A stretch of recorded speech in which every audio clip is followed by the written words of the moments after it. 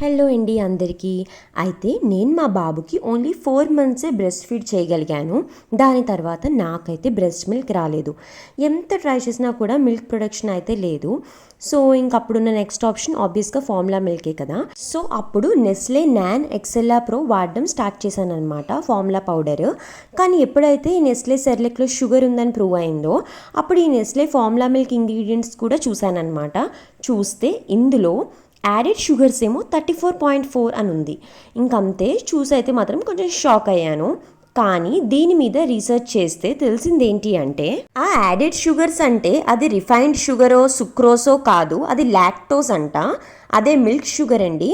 అంటే అన్ని dairy products and even breast మిల్క్లో కూడా ఉంటుంది ఈ లాక్టోస్ అన్నది.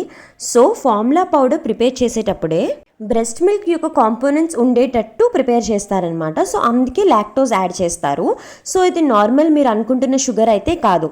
ఈ లాక్టోస్ వల్ల ఏ నష్టం లేదు మన బేబీస్కి. అండ్ మీరు అబ్జర్వ్ చేస్తే ఇందాక ఇన్ఫర్మేషన్లో క్లియర్గా మెన్షన్ చేసి ఉంది వాళ్ళ ఇంగ్రీడియంట్స్లో సుక్రోజ్ 0 అని. సో మన బేబీకి మనం హ్యాపీగా ఈ ఫార్ములా మిల్క్ పౌడర్ పెట్టచ్చు అనమాట. వీడియో నచ్చినా ఉపయోగపడుతుందని అనిపించినా ప్లీజ్ లైక్ అండ్ సబ్స్క్రైబ్.